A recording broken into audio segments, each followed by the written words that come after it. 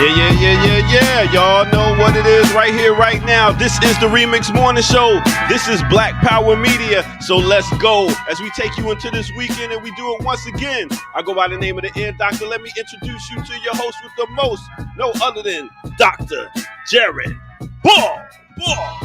And also coming straight out of Hartford, Connecticut, Psych, Bridgeport, no other than Kalonji Jama Changa. Right, DPT in the building. Y'all know what we do. Bridgeport, stand up. What's good? Remix. What's up, good people? What's going on? Shout out to the remixes. Good morning, everybody. Welcome. Come on in. We here. Dr. Jared Boss here on a Thursday. Okay. Thursday. Might pop you here. We might as well see if you're here. Yo, let's give it up for no other than Kamal K. Franklin. Okay. You called him on his Boost Mobile? I'm not used to this crew. I'm not used to this. Yeah. I fixed it. I think. Okay. I think I fixed it. That damn beep noise. Yeah, I think it's fixed. But you know how you get the old man thing where you think you hear it and it may not be there? I keep thinking it's like when I hearing it. Yeah, it's like I'm gonna get the old man thing. I'm not sure how that goes. This dude got PSD from his alarm going off. Yo, man. We haven't done this crew in a while. It felt like, this is the Founders crew. Oh, Kim gonna ruin it. No other. That's enough for everybody. Burn it down, Kim Brown. Okay. I didn't think you were gonna be here today, Ear Doctor. Hey, I'm here for the intro and for the break. Yesterday I couldn't make it because I had to go see my son do his thug thizzle, baby. That's right, he graduated. Look at that. Congratulations, yeah, man. Oh my God. My eyes. It's obvious he's adopted. Oh my God. Oh man, let the man have his moment. Proud of his boy. Yes, congratulations, young Ear Doctor. 2 kids, yours ain't graduating. Anyway, graduate. He said it like never. Never. And they never will. He's like, they never will. They're gonna be homeschooled forever. Yo, let me stop playing. But yo, it was dope. I got a little glassy eyed. It was good to see that young man cross the stage. So I was a happy father. So big up to him. Aww. And speaking of that, if anybody wants to support his yes, if you want to support ghetto graduation presents, we outside, baby. Not ghetto. Ear ghetto. Doctor, where should we direct our graduation gifts for your son in his lifetime achievement? Hey, the Cash App is on the screen, baby. We ain't got no. Hey, listen. Cash App $RAMAN1B, baby. That's right. Go ahead. There we go. Listen, yes, that's the Black. What is it? Black College Fund support right here. We doing it. Black Power Media. He already graduated from high school. If he's not in college now, he ain't going right now. What do you mean? We need some money to get him there. What you mean? What you talking about? Whatever. What school is he going to? Morris Brown, of course. I wish he was going to Morris Brown. The art program ain't like it is. He's an artiste. He's an okay. Yeah. SCAD gave him about that intellectualism at the Brown University. They don't have time for art. You know what I mean? And it's a liberal arts school too, but they ain't got a good art program. But I digress. But but just you are clear the difference between liberal art and art, right? The liberal arts and art are not the same thing, right? So it's not crazy that there would be no art in liberal arts unless it was like an art history course or a course of European art, He doesn't know what you're talking about right now. I damn sure don't, but I'm liberal. Keep going. Okay. Well, the liberal arts is just the collective of the variety of disciplines and intellectual what is it that Fanon said he wanted to do away with? Disciplines that he said left for the botanists. Right. But it's where you have it's supposed to be the variety of ideas and worldviews that you're introduced to so liberal arts is not art per se. It is not drawing. No, it's painting. history, social sciences, humanities. It's And So ear it's doctor name wrong. wondering, It's name wrong. wondering why Name wrong. that box of Liberal arts is a 64, misnomer. that box of 64 Crayola crayons you never got to use with Morris Brown. You're like, this some bullshit. I feel I like don't it even come with the understand. sharpener on it, B. What's going on, man? No, What's but that? I came When I was prepared in for my undergrad- shit. Work. When I was in undergrad at the illustrious Frostburg State University in Western Maryland, where for 2 years Mama's Biscuits reigned as the greatest funk band. Shout out to Mama's Biscuits, Shout out to Shout out Mama's to Funk Biscuits. legendary band. But I mistook a dance appreciation course as just some silly art course, and this is where I first learned that the liberal arts are different from what I might think of as a silly. And it's because it was a serious exploration into the history, at least from a European perspective, of dance, and it was very difficult and challenging, and at least relative to what I had expected to put into in terms of effort. And it was, in other words, it was a serious course that brought in all of the intellectual whatevers to the history of dance, to European history of dance, or history of European dance. So in other words, you suffered so the ear doctor wouldn't have to. But That's the whole, that's really what we're, that's really, That's Thank you. But it was the point was, I Crazy thought, I'm gonna get my crayons. Yeah, no doubt. I would have paid $1 million to see Jared liberal arts dancing. That would have been great. But that's the point. There was no performance. That's the point. Kim, that's your feel student. like it's flying over you like this. It's my like, screen. Ear doctor, is your son planning like a senior trip? Do kids in Atlanta like go somewhere? They go to the beach or something? Yeah, he's Is it going senior week? to he's going to this place, I think, where they got applications and getting a job. What you mean a trip? Yeah, he's going to plan a trip to go No, senior week. find a job Senior for the week. summer. What you mean? I'm sorry. No.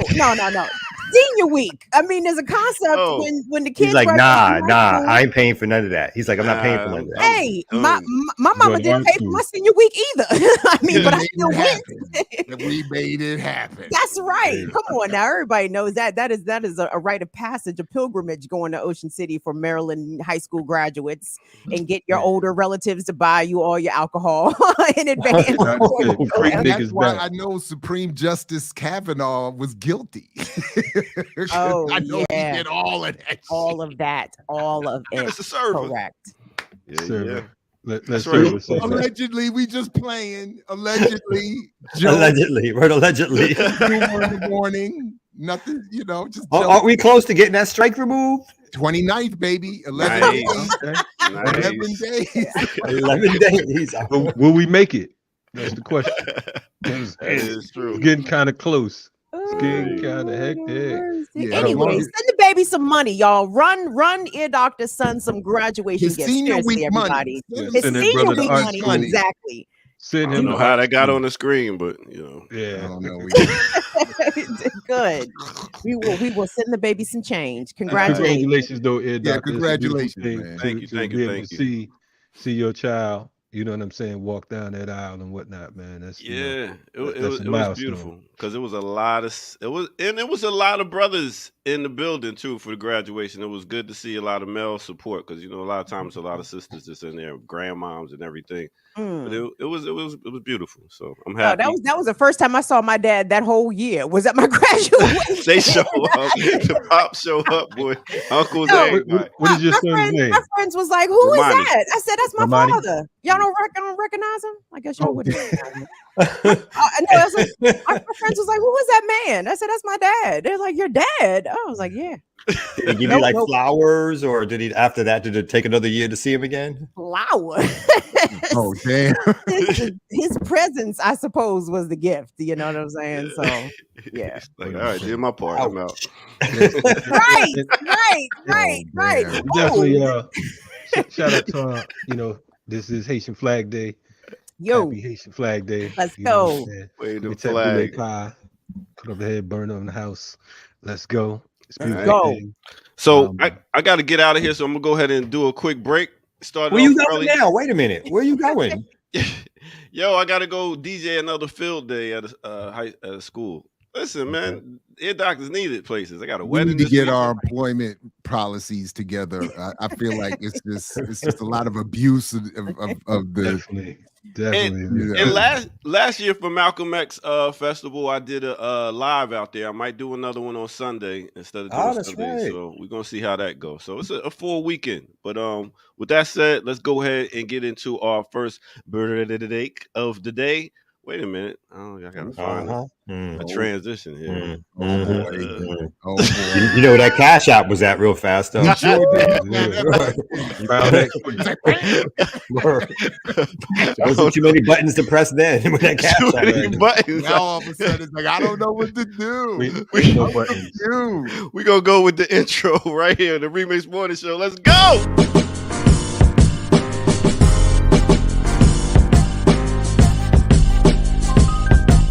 Our media. Yeah, y'all. Big up, big up, big up. Make sure y'all hit that like button, subscribe button, and all them buttons right there.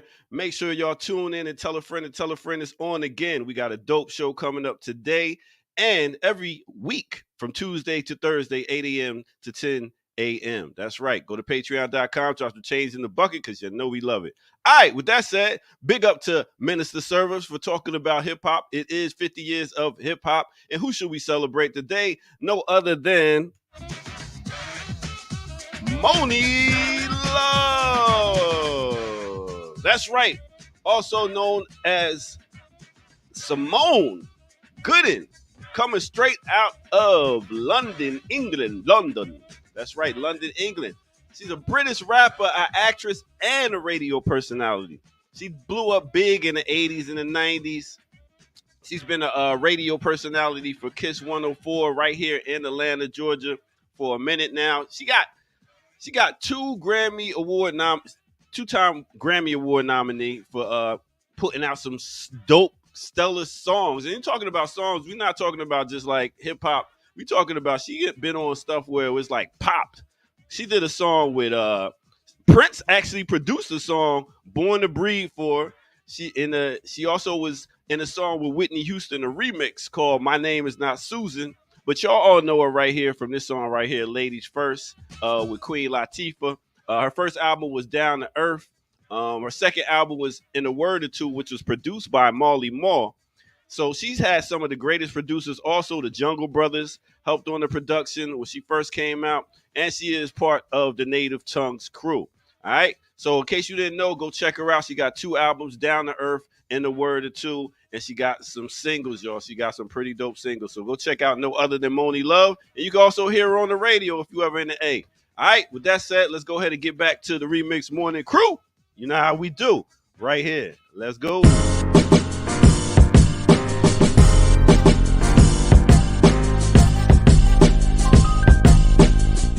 Boom.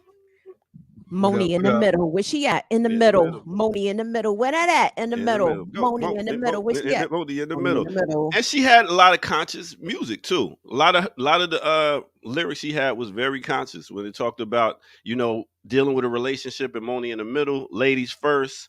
We talk about I'm not Susan, not disrespecting. She did her thing, man. Big up to Monie. Ain't none of that shit conscious. But you're right. No, she was cute though. Especially from the hip hop custodian like you are. Straight garbage.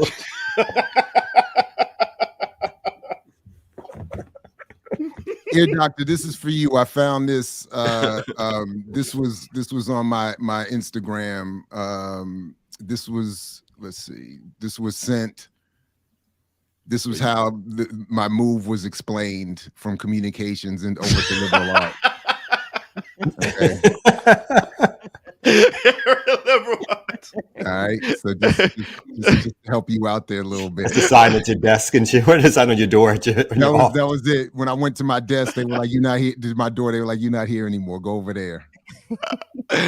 Yo, I learned something new today, man. Liberal arts is what it is. Did you? Can you recite it back? I'm not sure that you actually learned it. Someone told you something. I don't know if you internalized it or not. Put him on the spot, Kim. I know he didn't. He did. Okay. Kim, you usually have faith in him. What's going on, man? I'm confused. No, she don't. I think I feel some kind of way that he's abandoned us this week. You know what I'm saying? He's abandoned us obviously to fulfill his familial obligations. But what about us?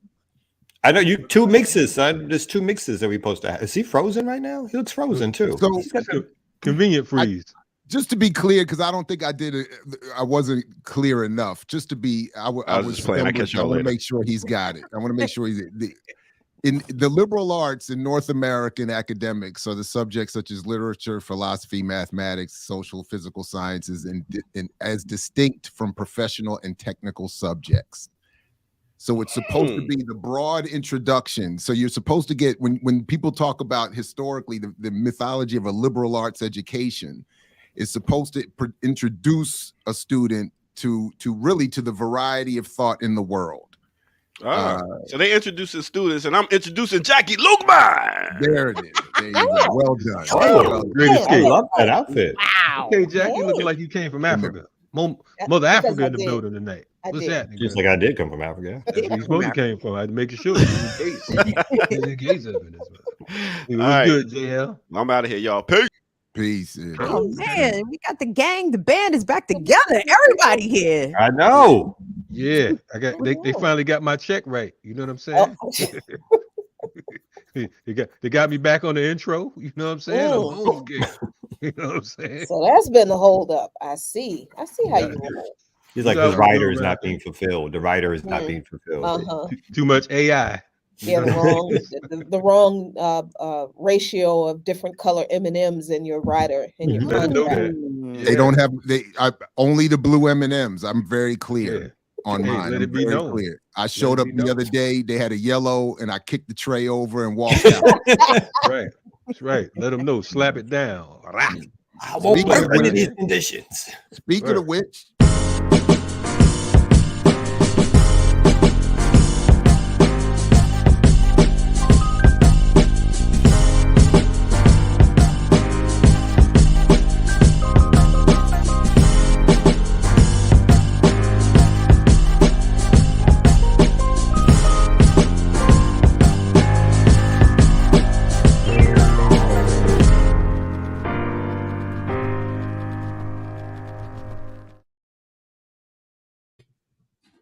Yes, y'all. Revolutionary greetings, everybody. Shout out to the remixers. It's the Remix Morning Show on this glorious Thursday, May the 18th. Look at us, everybody. This is a live show. We've got a very full house. Look at all my all-stars on screen, shining from brown to opaque to translucent. You know what I'm saying? We got it all covered. The whole range, the spectrum of melanin is right here on your screen to give you this good news. We got Dr. Jared Ball, Jacqueline Lukman, Kalanji Changa, Kamal Franklin. I'm Kim Brown. Big up to the ear doctor who is, out here in the streets. He outside. That's why he's not with us today. But we are with you guys today, and we appreciate y'all joining us. Hit the like and the thumbs up on the video, gang. We have already rocked out over 25,000 subscribers. You all are helping this channel grow and grow and grow and get this information and these messages out. So thank you so much to our glorious remixers, everybody that's participating in the chat, everybody who's lurking and not participating in the chat. Welcome, everybody. And this is a reminder. This is Malcolm X Eve. Tomorrow, it'll be Malcolm X Day. It would also be Ho Chi Minh Day, because it would be Ho Chi Minh's born date as well as Yuri Kochiyama. Yep. You know what I'm saying? For her born date and whatnot. So we have a lot going on. And if you all are unaware, it is the 55th year anniversary of The Last Poets. And we will have The Last Poets on tomorrow with some very special guests. We're going to go old school. I'm going to tell y'all, we have some classic singers and hip-hop artists that you might have saw on Soul Train and with different awards and all types of things popping on tomorrow. So you definitely don't want to miss that tomorrow night. I just wanted to plug that real quick because The Last Poets actually got their start at a Malcolm X festival. It was the first time they ever performed, was at a Malcolm X festival, and they weren't even a group yet. They became a group at the Malcolm X festival. So I wanted to put it out for you. 55 years. So salute to them as well. What time is that tomorrow night, Kalanji? We are 8 p.m. EST. You know what I'm saying? And so make sure you're 12 hours before that, the day is going to start off admittedly a bit more silly as we begin our tribute to Malcolm. So I'm admit tomorrow morning with Earn Your Liberation, Kamal, I hate the name, love the show. We also have a very special surprise guest coming through that's going to help us talk about the Malcolm and Martin of investing.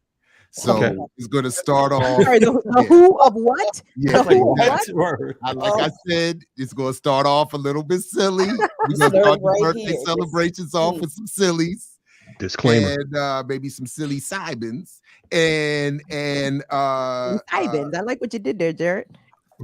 And but yeah, it's good. We'll be paying tribute to Malcolm and Yuri and Ho, but and Ho. Right. You ain't know that's how we on first day basis. Me and Ho get down like that. Look here, man. That's the only hoe that could kill a snake. The only hoe that I rock with. That's what the purpose is. That's the purpose. Even I'm offended. Even I'm offended now. Oh, come now. How are you offended? Shout out to Houdini. But it's gonna be so. Yeah, we like Kim said, we cover you with all the hues of blackness and all the variations of blackness politically gonna be on display tomorrow as well. Oh Lord, it's gonna be yes. Oh, and check it out though. And to add on to that, since we talking about silliness, at 4 p.m. we will have we'll be talking about AI, artificial intelligence. So I think that goes in hand as well.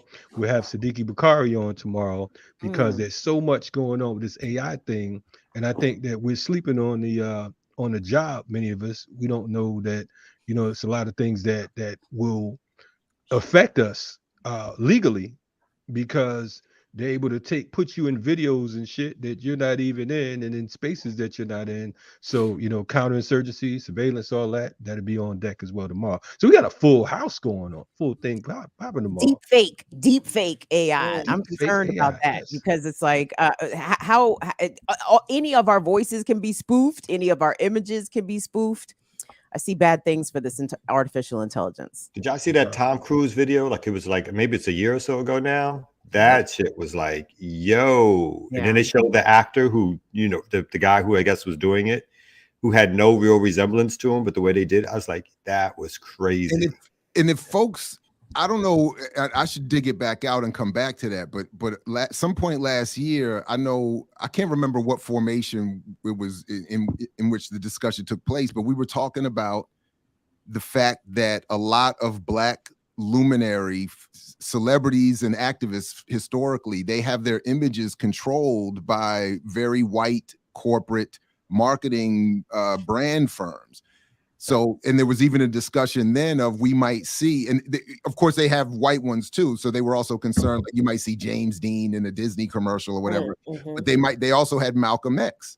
And, so it could easily become a situation where quite legally Malcolm's AI image is selling us, McDonald's, like message to the grassroots will become a lawnmower commercial. Yeah. Manto at that, you know what I'm saying? Right. Like we in a minute moment that when you talking about movement and revolution, I mean it's like they're coming at light speed. I know they have this situation. There's an article about the whole iPhone thing, this new iPhone technology where they be able to mimic your voice and whatnot. So it's all types of different programs that are being put together right now. And when we're talking about counterinsurgency and warfare, they're taking it to a whole nother level. And I think that, I'm not, admittedly, my man Siddiqui, he was talking about artificial intelligence and whatnot, maybe like 15, damn near 20 years ago. And he was running with us, and a lot of our folks was like, man, what is this dude talking about? It's like, man, he writing books talking about AI and transhumanism and all that type stuff. And, he was on point because, we didn't see what's coming. And so many of our people, they're caught up in, really, we're like analog, a lot of us in our thinking. You know what I'm saying? And these folks are, we talking about 5G, they're 10G right now. So we gotta step the game up. We're gonna be dinosaurs. And even though it's not this, it's similar, like the robot things too. That shit is like when Robot they have those. dogs. Yeah. Yeah, they have the tech dogs, and then they have them like doing cute things like dancing. Right. And so everybody's right. like, "Oh," but then you're like, you know what they're going to use that for, right? They strap Yeah, bombs Black on Yeah, them. Mirror. we're There in New was York right already now. there's already an episode like all that Black Mirror. I've been telling Kamal, I'm like, you need to watch the Black Mirror, sir, because Oh, yeah. it's like Uh-huh. a coming attraction. It is the preview of what technology is about to do to our lives. Like so, there's a whole episode about the fucking robot dogs. Yep. And when I saw the Boston Dynamics robot dogs be rolled out in real life, I said it is Black Mirror. Y'all just bringing Black Mirror to life right now, right in front of us. Mhm. Right. And But- the but it- fact that they call it a robot dog and has it do these cutesy little things and walk the runway at certain fashion shows and like Kamal said, doing little dances, it's to disarm us from the intention that they have for it, which is to police us. That's why those robots, they're not dogs, they're robots, are deployed to police departments. That's Officer right. friendly. Right. And You see military. those humanistic And ones? the military, exactly. They Say also it have again, those Jack. humanistic. Have you seen those humanistic ones that do flips and hold weapons and can Oh. box? Yeah. I haven't seen They that. have They no. the one I shooting all saw of is- that, man. It's a I mean, square top with no head and just arms and legs, and it will jump and do flips, and it can go. It come at you like this. Yeah, I mean, there's a couple people I knew that have been killed by these robot cop joints that they send inside the houses. So it's like these things are already in effect. When you talk about Black Mirror, Kim, again, we're talking about a propaganda machine. Mhm. So it's not Hollywood is what American politics is. You know what I mean? So it's not like, we look at this like, oh, the Jetsons talked about that. No, all of this shit is already in effect. It's just like they're introducing it to you like it's, a concept. Just that's the survey. These there are were the no mall black surveys people that in they the do. Jetsons. Of course not. And there'll be Well, no black people left on the planet if we That's keep how up. white people like to envision the future with no Black people, With right? no black people, precisely. They got a Mhm. made robot. And they was like, we don't need them anymore. We don't need them. Ends There are no anymore. black people in the Flintstones either. They did the whole thing from like the past to the future. There's like, and there's We no don't black see people. y'all here. then. We don't see y'all then. They did have a great kazoo in there, so you know what I'm saying. So he was Oh, green. yeah. I guess that's as close as you can get. But Yeah. anyway, Hey, can I bring up Haiti real quick? Mhm. Excuse Please me. do. Today is Haitian Flag Day, and here in Washington D.C., in excuse me, the Black Alliance for Peace, Washington D.C. Citywide Alliance, we are holding a picket line and a rally at the Organization of American States this morning from 11 a.m. to 12:30 in solidarity with the Haitian people. This is our opportunity to raise up the plight of the Haitian people against the U.S., Canada, EU, neocolonialism in collaboration with Haiti's elite. Will be out in front of the OAS, which is also complicit in propping up puppet leaders that the people in Haiti never vote for, but the US and Canada and EU and the OAS always install. So we're out there today. We're going to be out in front of the OAS, the Organization of American States, at 217th Street Northwest at 11 o'clock to 12:30 in solidarity with our Haitian brothers and sisters for Haitian Flag Day. So please join our us. people in DC, please step out, go on out there and join that, and get on that dance line and celebrate, but also protest. Our protest should be a celebration. You know what I'm saying? It should be, if we're gonna have music, it should be protest music. This is what it's all about around here. Let's run it. Good stuff. Bit back, Right. I on. just met with a Jamu yesterday too. He's in Oh, Atlanta. Yeah. what y'all cooking up? Okay. All right. Okay. Okay. So what you Both bring it up are. then for, Kamal? You're not going. I mean, what's up? No, that's true. Actually, Name You dropping just is on here, easy. you just on here name dropping. You That's just it. want to name That's drop. all. That's it. I just met with Just Fred signifying, Flintstone that's all. yesterday. I met What with y'all your talking leader about? yesterday. Your leader. He just dropping. signifying, that's all. Yep. I mean, it's Yeah. signifying monkey. We try to call that, man. What you say? And Well, you know what? All this good stuff we're bringing. You know what I haven't seen? I haven't seen any money dropped in the chat. oh, You know what I'm saying? I haven't seen one super chat, $1, one whatever. You know what I'm saying? Where that money at, yo? Not one. I got my shit fixed for y'all. You know what I oh mean? my gosh. And I had to come out my pocket too. That $50 y'all ran wasn't enough for the batteries and the rest of it. You know what I mean? My time and labor. The rest of it. Time and labor. No, I thought y'all were pro labor. You didn't Pro do labor. anything. You put your kid on that ladder. He needs to Y'all get been paying paid. attention, though. He needs to get Ain't been paid. paying attention. He had Yeah, to- yo, Zay.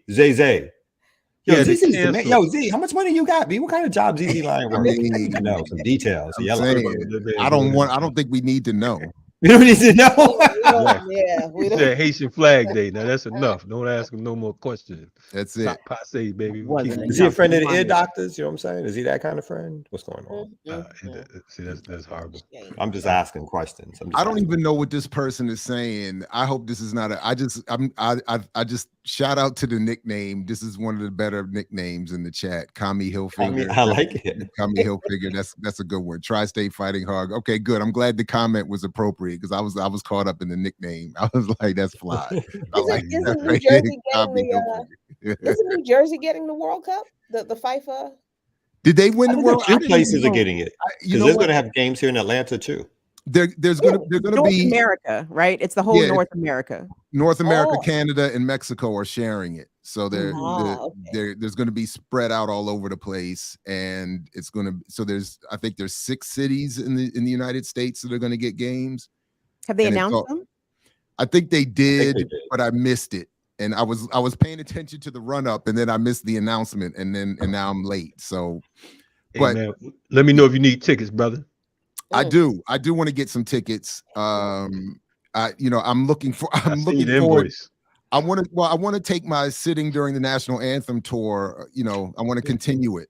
Right on. And so Better not we keep did it the other standing day. up, man. when I took my daughter out on one of our, I took my youngest. Thank you, Nelson. Hope this helps. Keep up the good work. 855. That's a nice. That should help. Canadian dollars. When I took my youngest Hey, on our daddy-daughter date, and we went to a local professional football game, soccer game, and we sat again. And you got looked at? No, this one was relatively uneventful. I was tense, and because the last time we did it, some drunk white boy, spoke up, and I had to calm myself and had to have my old stepfather calm me because I admittedly, it's stupidly, and it was stupid, but admittedly, I was ready to fight all three of them, him and his two boys, because he at the part where they sing "In the Home of the Brave," he turned around and kind of leaned in my face and said, "The home of the brave." Should have smacked him.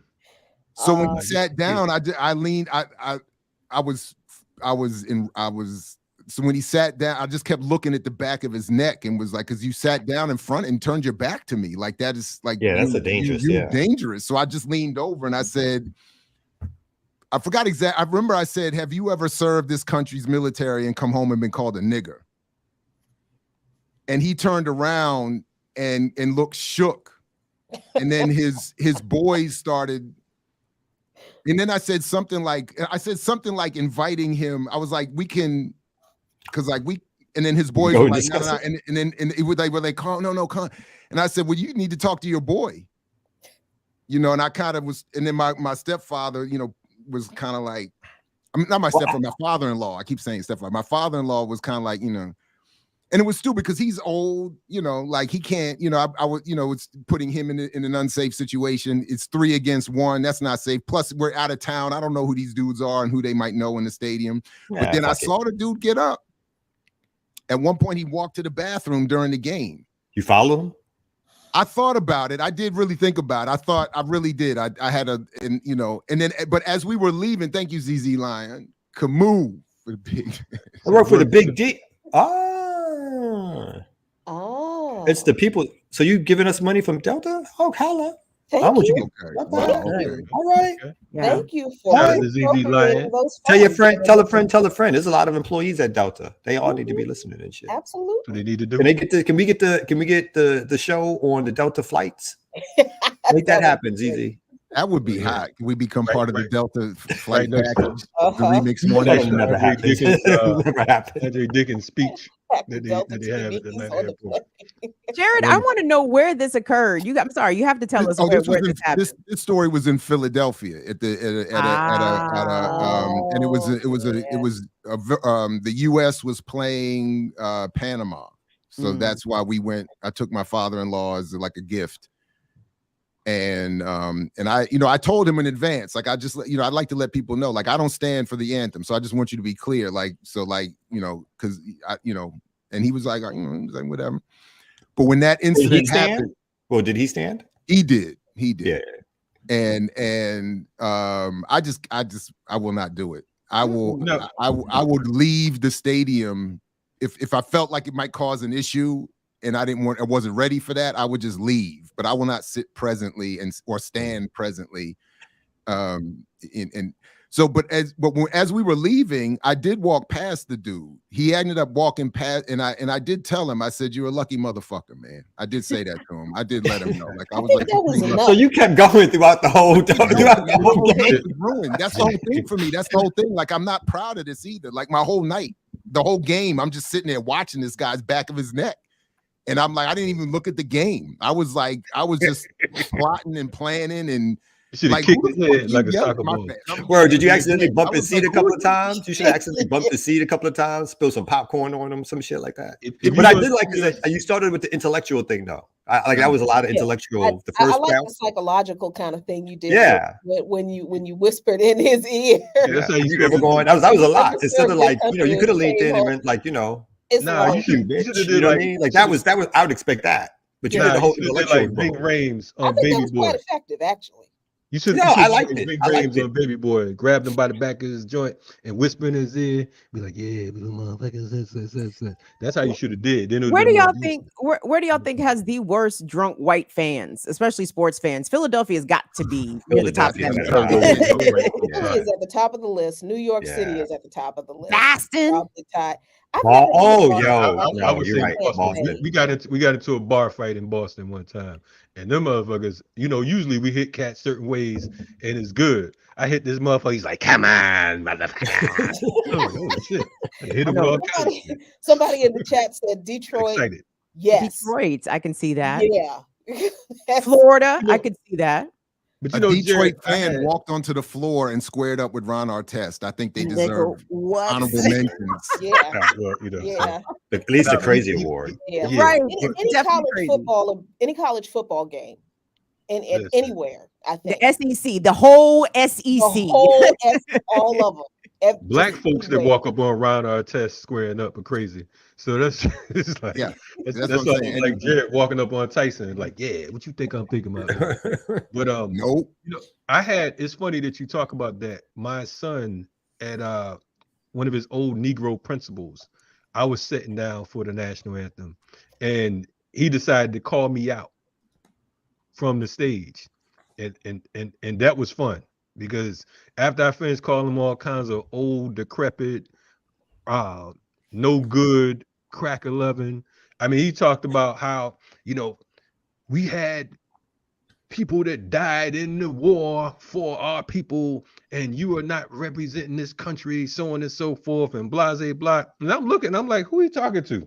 I'm looking around because in my mind, you can't be possibly talking to me. He said, "Yeah, I'm talking to you. The one that's sitting down right there." I'm like, oh man, I went off on that dude. I went into such a zone. I wanted, like you said, I wanted to run up on stage and like DDT him or something. But I had to be calmed down, man, because I really couldn't understand it. He started going into the Buffalo Soldiers and all types of shit. You got to spit in mind, man. When I finished with that joint, they pretty much forgot what the program was about. In the Tuskegee Airmen fought. I know. I love the Buffalo Soldiers reference. I was like, I don't understand. You're holding up to me. You're holding up the fact that you joined the cavalry, the U.S. service at the time to kill Native folks. That's what you're holding up to me. Right. That's your big play. That's your big play. Yeah, and saying it to me. I mean, I literally blacked out. I forgot where I was at. I'm talking about, like, I don't even believe. I mean, because first of all, I would have respected him more if he waited till after the joint and he came up to me and he asked me what the deal was. So after I finished talking about slaves and shit like that, and usually my son, he'd be embarrassed and whatnot. He was happy to sit down from then on. He's like, him and his friends, they was sitting down. They like, yeah, we sitting down because Mr. Such and Such sat down. You know what I'm saying? So yeah, moment. I just always like to add that I to that story. I just want to clearly state that I think it was I don't like my reaction, and it was tactically ignorant for me to want to engage in that moment. So I do like to point that out. 3 against 1 with a aging father-in-law in a city that I'm not from. Father-in-law better put his boots on. Sir. Nah, but there's rules to this shit. I mean, there's rules to this. Like, you never, like, if you gonna go that hard at somebody and turn around and say what he said, you move your seat. I don't sit. You know, it's different. Like, in a movie theater, somebody bumps your chair and you be like, yo, can you chill? You know, that's different. But if someone's like going, then you don't sit in that seat with your back turned to somebody, because that's just crazy to me. It's like, you know, I'm not even, you know, I'm not on Kalanji's whatever, you know, I'm like trained to whatever.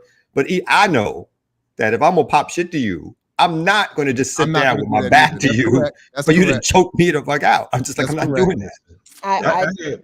One of my guys, I remember 2 of my guys was arguing with each other, and one decided to say what he had to say, and he attempted to walk away from dude after he said what he said. My guy Paul grabbed him by his shoulder. He said, "You don't walk from me after you say something." I was like, man, I was nervous for dude, because he's like, that's the ultimate disrespect. You're gonna like try to say what you say and then walk like, you know, like basically F me. You know what I'm saying? That dude took it to, I mean, I never seen my man bug out, because usually he's one of these calm, you know, Zen type brothers, and it's just like, man, dude tried to walk away and it became a whole nother program. And I learned from there, because it's just like, man, it's like, you know, it's one thing to make your point, but let's not be disrespectful.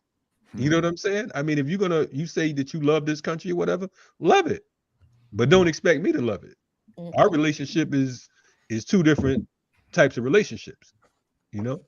But it's a whole, it's phony. It's all this, you know, patriotism, because at every Orioles game, these whites is hollering through the whole fucking anthem to all days, and so they're you know what I'm saying? OKUC into O's, right? Which theoretically should be disrespectful. But yeah, I wish you would not judge yourself so harshly on your response, because I actually think your response was appropriate. I do too. And effective, because clearly dude was shook.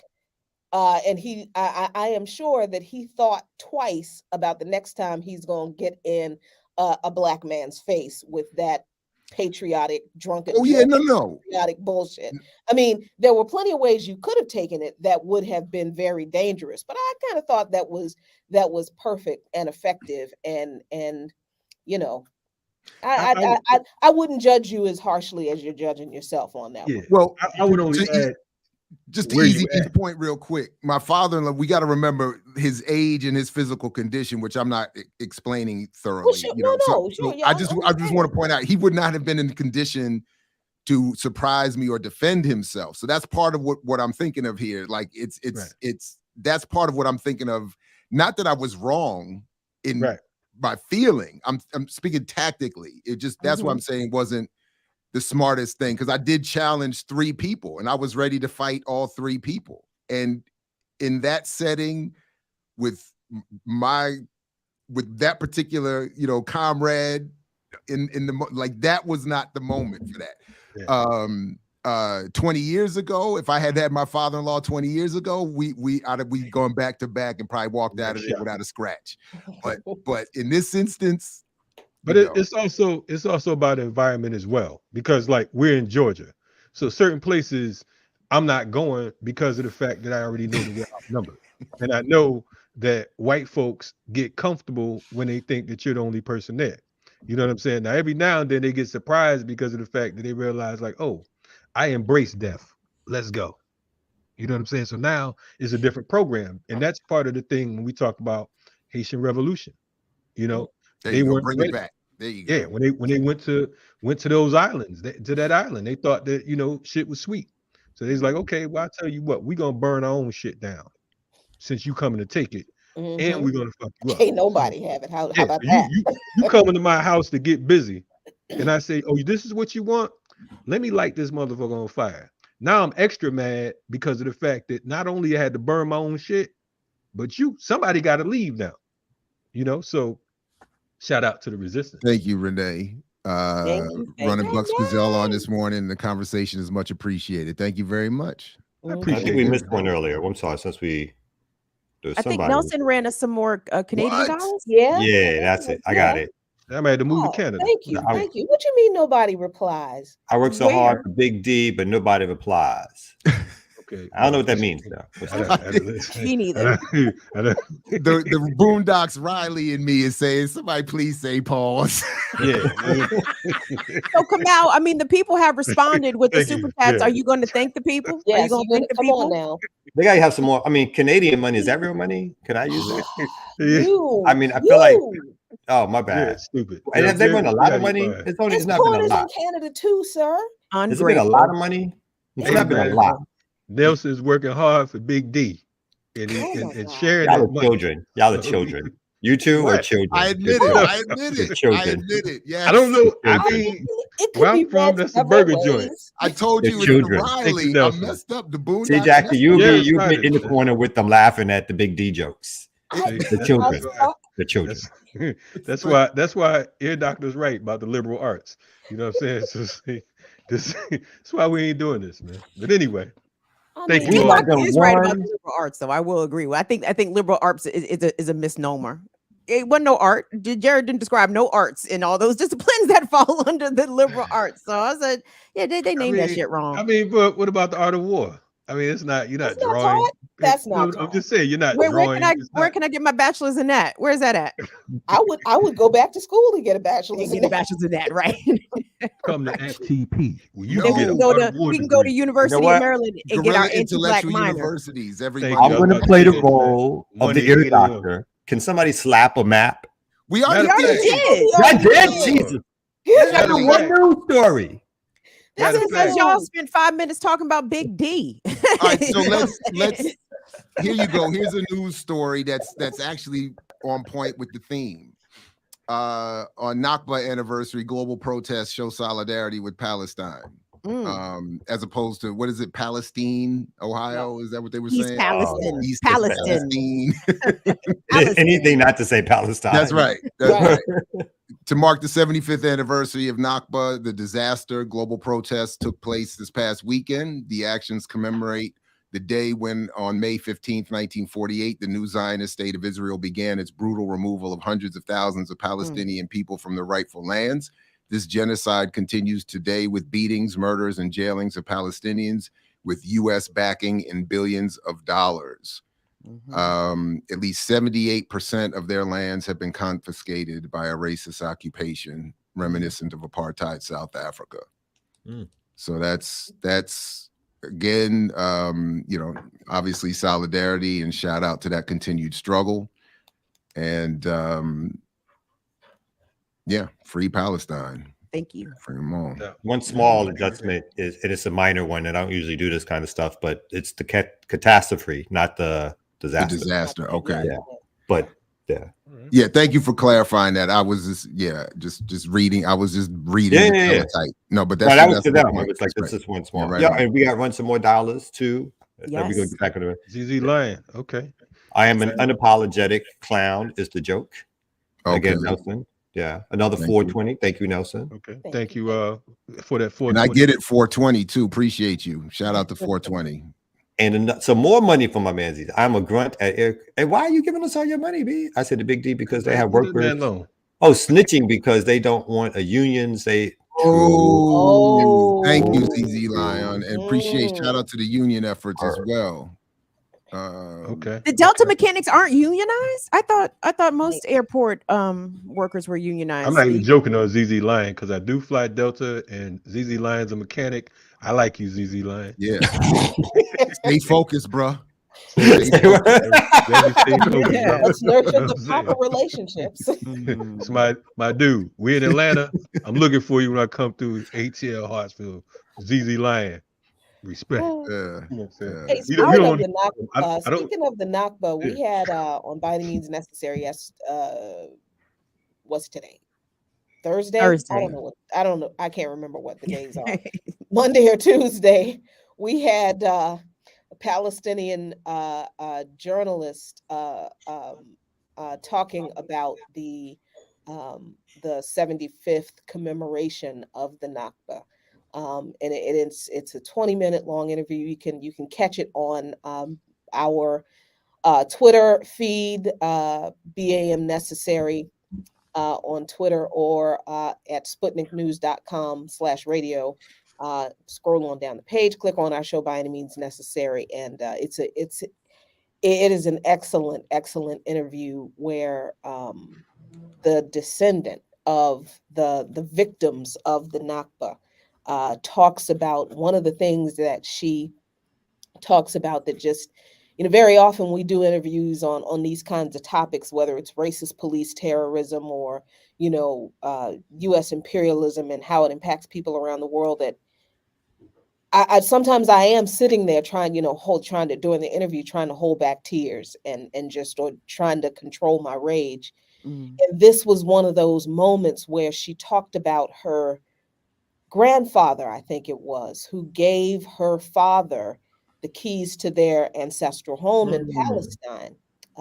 And her father still has the keys to their home that they are not allowed to go back to because the apartheid government of Israel has given their home and their land to Israeli settlers, to the Zionist settlers. And she talks about how so many Palestinian people still hold the keys to their homes that somebody else is living in, claiming that it's theirs. And that just tore me up. And I'm always honored to be able to talk to people who can speak to the reality of the conditions that U.S. media, corporate media, lies about. There's no other way to frame the way U.S. media talks about Palestine and Israel. They lie about it. They cover up the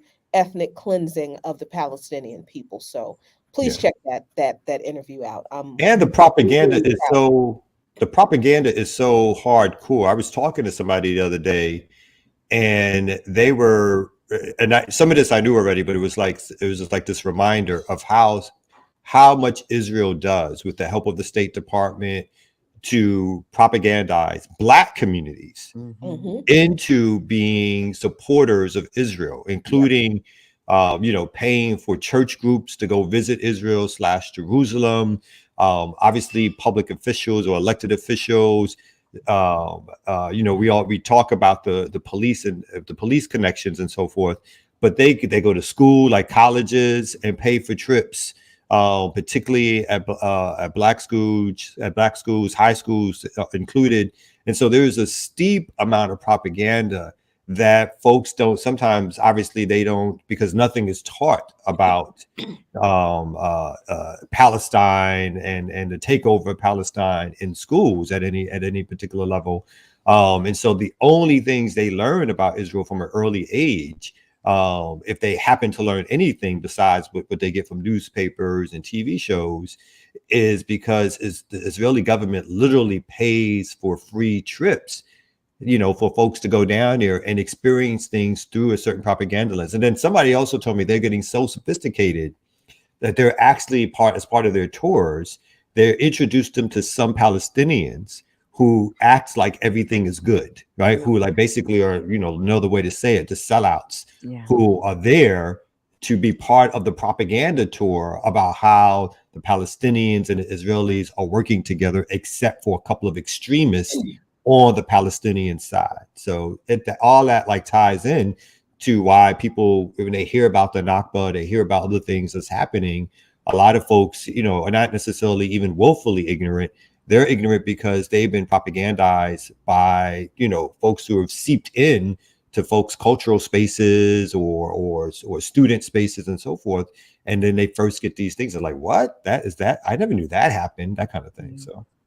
Yeah. That's really cool. And I'm sorry. Go ahead, Kalanji. No, I was just gonna say that's what colonialism is all about. You know what I'm saying? That's what imperialism is all about. We go to these different quote unquote countries and whatnot, and we go in as tourists, and everything is, we see the sweeter side of things, and you don't see the people suffering. So yeah, man, this is it's amazing, but it's also beautiful at the same time to have the opportunity to have an understanding of the workings of not only the state but its allies, and how they literally crush people. I had the opportunity to host a hip hop concert some years ago with this group Damn from Palestine, and I think I might have mentioned it before in the show. But one of the things they told me was that that they learned English from listening to Tupac. They said they would be, just listening to Tupac music, and they ended up becoming a revolutionary hip hop group. And they're pretty good with what they do. And I introduced them to the whole Troy Davis thing, and they took that over there. So solidarity is important, because once we are clear about who the enemy is, then we're able to to become victorious. I always look at all these different separate fragmented movements. You have environmentalists over here, you have animal rights activists over here, you have folks fighting for political prisons here, folks fighting against the death penalty, so on and so forth. It is these loose fragments and our inability to work past our own struggles. You know what I'm saying? That cause us to stay where we are, and remain. And of course, we're going to have contradictions with other, cultures and nationalities, so on and so forth. But my position is we deal with the major contradiction first, and then we go back and say, okay, boom. Now I'm with you on this right here, but that over there is some bullshit. Now, how do we rectify? So, definitely shout out to the Palestinians out there who are fighting and resisting. Absolutely, indeed. And, I think when we talk about propaganda and the complicity of so many U.S. institutions, cannot leave out the church. And as a radical Christian, it's one of the most sickening things that I deal with very often among people of faith, particularly Black Christians. They all in for Israel because of a gross misinterpretation of the Bible. They don't even read, really, because if they read it, they'd get that these people are not the same folks that are mentioned in that book. These people over in Palestine calling themselves Israelis, they ain't the Jews of the Bible. They are not the Hebrews. They ain't the same people. That it really is as simple as that. But there's so much propaganda, imperialist, settler colonialist propaganda that we have to combat in every aspect of society, in every institution, on this issue and everything else that is connected to, like you said, Kalanji. I mean, this is deep work. Oh yeah. Well, we're here. Yeah, I wanted to share this story because I came across this last night. So we've talked about Marjorie Taylor Brown before, but I think she's like Greene. Oh, yeah, I'm sorry, Taylor Greene. She's like this cheap clown. Making that woman brown. Yeah, she ain't my people. She ain't my people. She's this cheap clown these days in terms of what someone who, again, and this happens often. Just someone who's clearly stupid, but actually has garnered enough votes to represent a particular community, and they're happy with her, like just being outrageous and being dumb. But so this was a hearing yesterday, and then she turned it into a diatribe on I guess left wokeness. So I just wanted to play some of this. Little Nick, you were talking about white supremacy. Spitalnik. Oh, I apologize, Spitalnik. Miss Spitalnik, while you were talking about white supremacists and abortion, I totally agree with you. There's a lot of white supremacists in the abortion movement and abortionists, because they have murdered over 20 million Black babies in America since Roe versus Wade in 1973. That's on average 900 Black babies are aborted. They're ripped apart inside their mother's wombs. So I would agree with you that could be labeled white supremacy, or we could just label it murder, and it should never be happening. So if you want to talk about white supremacy and the abortion movement, you should really analyze that in your human rights groups that you run as you collect donations from people with your nonprofit, because I think that is something extremely important to talk about, is the right for those Black babies to have lives as American citizens, the right for them to be born, the right Thank for you, them Marjorie. to be given a chance to live as free Americans instead of murder. You think this is funny, Ms. Batalnik? Is this funny to you? Shit. Is she Is laughing babies at her? being murdered in the womb funny to you? Because you're smirking and laughing at me right now. You're a fucking clown. Because you're a clown. Black people and Hispanic people and Jewish people and Muslim people who have been murdered in synagogue, in church, in supermarkets, in mosques by white supremacists. Are you aware that all colored people are murdered? Lord, That was enough for me. That was enough for me. So basically, so she tried, as folks could see, she tried to make this turnaround Nah, of what white supremacy is. nah, bitch. No. That was like hilarious. So, but this person is an actual representative in U.S. Congress. I mean, Yeah. it's But this is what was his name? Karl Rove, Bush's brain. That Yeah. he admitted. I mean, he explicitly said this 30 years ago. This is the plan, and this is why I keep. For me, it's not that I'm disrespectful of obviously women's right to choose or anyone's concerns over abortion or even people's concerns over quote unquote pro-life. My point is these issues are turned into talking points for white supremacists to get votes. Right. And that's what she was so clearly demonstrating right there by this absurd claim that all of a sudden you give a damn about Black people's lives and humanity and citizenship rights, and your concern over white supremacist aggression is at the abortion clinics. I mean, come on, man. This is why we have the brilliance of Clay Davis. That's what I'm saying. Like, come on, Marjorie. So like that's anyway. That's it. That's just. I mean, that's awfully white of Marjorie. You know what I'm saying? That's mighty. You know, Mighty. That's right. It's when we have Marjorie representing us, I mean, we're going to hell in a handbasket. Sitting there looking like a lobster with a wig on. What's I need to give her an RBG flag and like Lobster. complete the whole thing. Like she should be up there with wearing a Garvey t-shirt. Talk about I'm for the Black children. Next, she's gonna be teaching at Umar Johnson School. Oops. Anyway, we have a special guest. Oh, fantastic. Hey, don't mind me. We have some guests right now that will be joining us from the Texas People's Tribunal. Nice. And we're going to talk about some things going on. Speaking of racist white folks, we know that Texas got a whole lot of them. So, we're going to definitely deal with some of that in a second. So, you all stay tuned. We'll be right back. Nice. Remix Morning Show. You know what we do around here. Do it.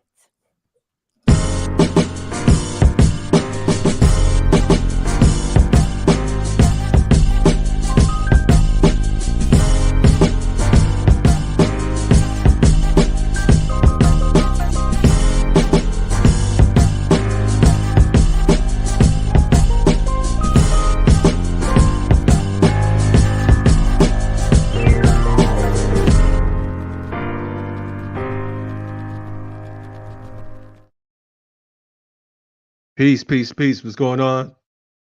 Tanya, Trey, what's happening with y'all? How y'all doing? Greetings. How are you? How are you? Good morning. It's Man, good early morning. morning for some of Good us. morning. I'm so excited to be here. Can you see me? I don't know if you can see me yet. But I see you. Your picture's froze, but you in the building. We see you. okay, good. No, I'm so excited to be here. I have been a Black Power Media fan since, I don't know, oh my God, since almost the beginning. So I'm so excited. Man, we definitely appreciate you all stopping through. I know is let me make sure I pronounce your name right. Tania? No, it's actually Tanya. It's like almost like with a Tanya. TH. Okay. So let me get it right. So you didn't even correct me last time, but it's all good. It's Tanya, like kind of like with the TH. Yeah. Yes. So we got it. Tanya's in the building. Trey's in the building. And you all are doing powerful work over in Texas. And I appreciate you all getting up so early. I mean, it's like, what, 8 o'clock over there? Yes. Yes, it is. But you know what was so funny? I got your email like at 5 a.m, but I was already up. So I was like, okay, I understand. Yes. Man, yeah, I forgot to send it out last night. Then I'm like checking the email. I'm like, oh man. But glad you all can make it on today. For our viewers who are not familiar with you, since I don't have your bios in front of me and I don't want to freestyle, because I could do a hell of a freestyle. Y'all be like, man, that sounds good, but I don't know who that person is. So if you can give us a brief of who you are and why you are here today. Okay. Yes, I'm not sure if Tanya is but I'll go ahead. My name is Trey Legal. I work at Shape Community Center. So Shape Community Center is a Pan-Africanist space that's been in existence since 1969. Started at the intersection of the Civil Rights Movement and the Black Power Movement here in Houston. And so I've been working there for almost 2 years now. Previously I was a part of the Texas death penalty abolition movement. And so, and it's been a grassroots organization. It started as a coalition to free Clarence Brandley. He was an innocent Black man who was accused of killing a high school student, a white high school girl, in I think Conroe, Texas, which is like a little north of Houston. And so a coalition built to free him from death row. He was on death row, and so he ended up getting exonerated. And since there were so many people on death row, Texas is the leader by far of folks that have been executed and on death row. We lead the U.S. By the next 6 states combined, we surpassed that total. In Harris County specifically, where Houston is, that we execute more people than the next state, which is Virginia.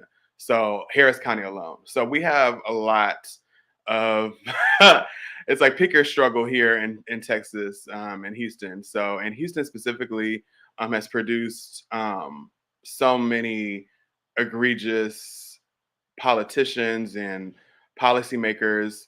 And so, the home of the Bushes and, things like that. So, and Ted Cruz currently. So we are trying to build our movement. So, which has led us to doing this. I'm a part of the planning committee as well for the Texas People's Tribunal. So, and Tanya has been so instrumental and leading and guiding us with that. And so we are looking to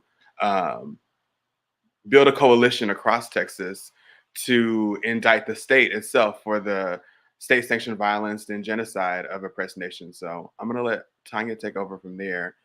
No doubt. I have one criticism, Trey, about what you said, and that criticism is a small one. You said we execute more people than such and such. It's not we, that's them. Right. You know what I'm saying? So we want to be clear, because sometimes, because we reside in a certain place, we don't have to claim that. So I just want to, remind us, because, we don't want anyone to think like, oh, what side are we on here? But definitely appreciate, all the jewels that you dropped. Tanya, give us your bio, your resume, and we'll hop on in. And thank you, Trey, for laying out that was real sharp.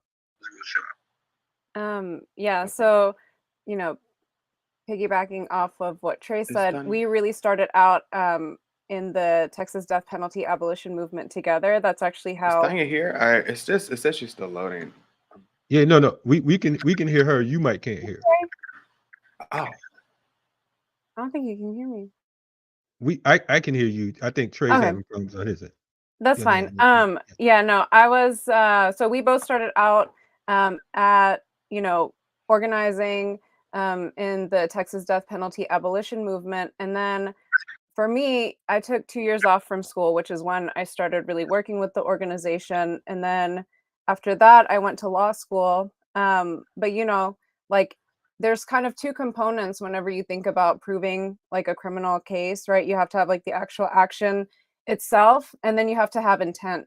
And so I think oftentimes whenever we're talking about organizing, we don't really, at least something that I would like for us to improve on is thinking about how is it that we communicate intent to people. And so I think that this is a really good tool to express that, because you can really see, right, like the effects of US imperialism throughout, like, globally. But to actually, make that statement and then, have concrete examples, that kind of strengthens people's understanding.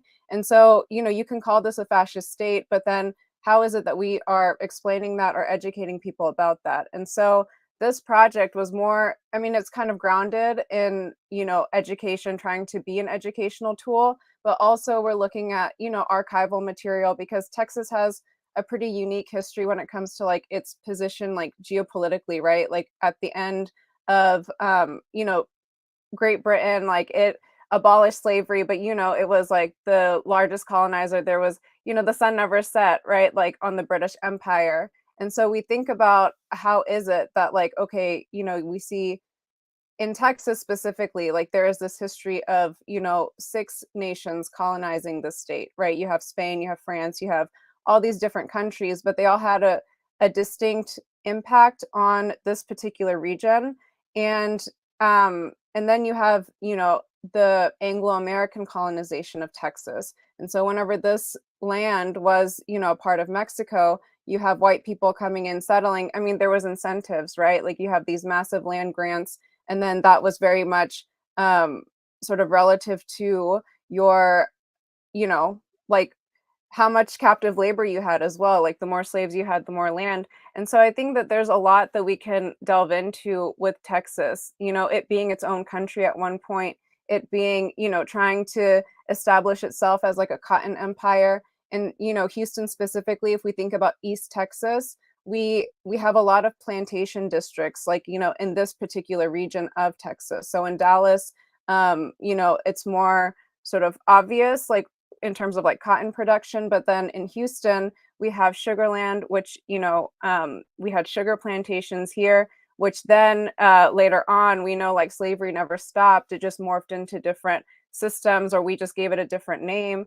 And so in sugarland, then you have imperial sugar, and they used to lease out prisoners. And so there's been this huge push by the National Black United Front about the Sugarland 95. A few years ago, there were 95 unmarked graves that were uncovered in Fort Bend ISD, which is present day, Sugarland. And it just kind of speaks to like this ongoing, like history is so in your face. Like I think it's important for us to really see what we can do with this history in terms of using it not just as an educational tool, but also as an organizing tool. Wow. I mean, Texas is like, I mean, just what you've broken down just over the past couple minutes is like, I mean, it's to a degree, it's kind of scary. Yeah. You know what I mean? And I say this and because, of course, like you said, something that was once a country or a colony of its own, and then the different types of plantations that exist and continue to exist. I mean, it is. I mean, I salute you all for making efforts to organize in Texas, because it's just such a, I mean, man, it's an amazing place. You all talked about the death penalty itself. What is the current numbers? What's it looking like now? I believe the current number is 583 people have been executed totally since the, Texas, resumed executing people in 1982. So from 1982 until May 2023, 583 people have been executed during Rick Perry's administration.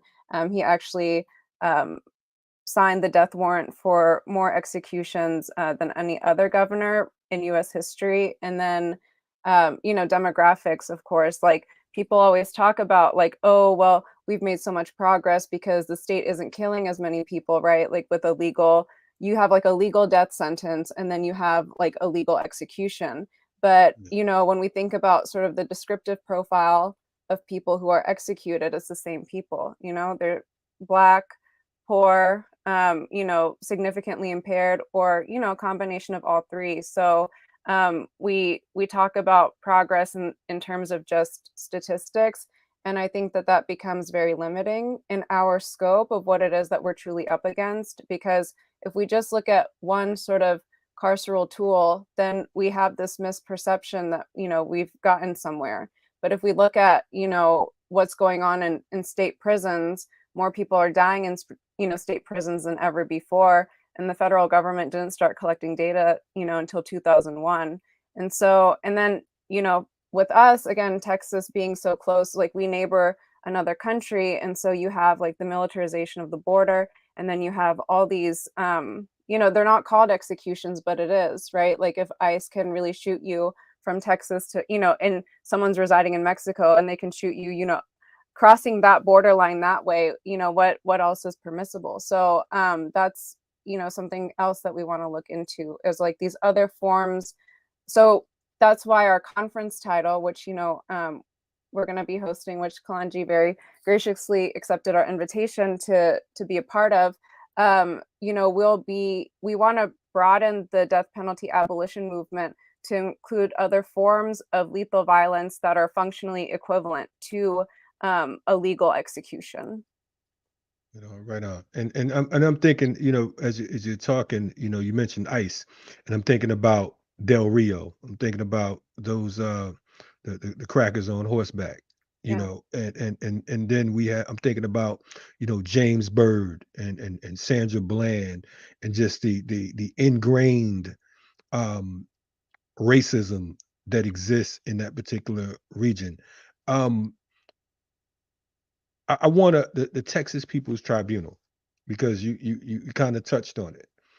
Who are some of the participants, and also what is the goal of the Texas People Tribunal? Because I know that you all are doing some serious work, some serious organizing out there, and I think that folks need to know about it, and not just for those of us who are participating, but for folks who are around the world, globally. They need to know what's going on in Texas, because, you mentioned folks like NBuff, and shout out to our brother Kofi down there, who's been organizing consistently, for years, and so many other fighters out there from Houston to Dallas and San Antonio, etc.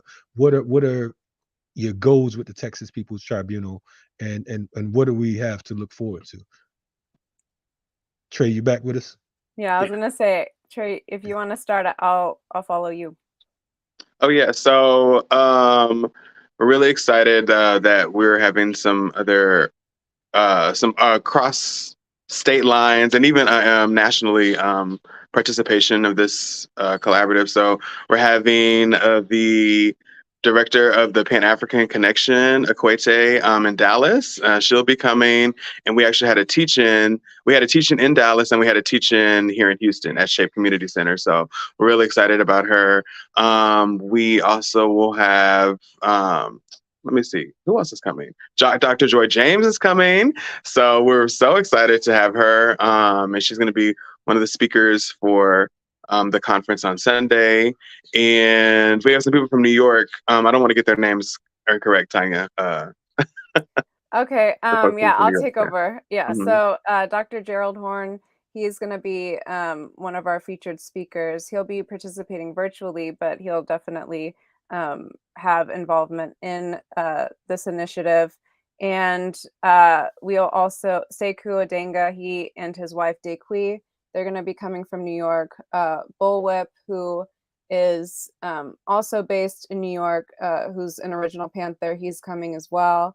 And then we'll have other people from Spirit of Mandela Coalition. And I think it's important to also explain that this isn't just the Texas People's Tribunal that's planning it, but this is, we have co-sponsoring orgs as well who've been working with us. And so Spirit of Mandela has been very instrumental, especially with sort of linking us with people outside of Texas. And I do also want to note, and this is probably true of other parts in the country, but one of our, and we'll get to objectives, but one thing that I think is important is that for us to start kind of breaking out of like the silos that we've been operating in. So oftentimes, we Houston people just do whatever's going on in Houston, and then Dallas, it's the same thing. We may, drive to San Antonio for like a rally or whatever, but there's not a continuous or consistent, line of communication among us. There's no coordination. And so I would like for us to at least start thinking about it. We may not be in a place right now where we can, make it functionally possible to do everything together, but I do want that to be something that we build. And then other people that will be, but we also wanted to invite like Sandra Netter, she's an original Panther from Houston, and she's been instrumental in planning this as well. She's also, I would really consider her one of the planning committee members, because I've been turning to her for so many questions that I have in terms of like direction or, what is right and what is wrong. And so she's going to be one of our speakers. We're going to have people who actually have loved ones on death row speak at the conference as well. And like Yancy Balderas, her husband Juan, he's currently incarcerated. He's on death row at Polensky in Livingston. That's where our death row is. And then we'll have actually someone from death row. He'll either be speaking or will be writing a statement for us. His name is Obi Weathers. He's also an activist, and we kind of consider him a political prisoner as well because of his work that he does in solitary confinement. So yeah. Right. No, I'm definitely looking forward to this conference. Gratitude for the invitation.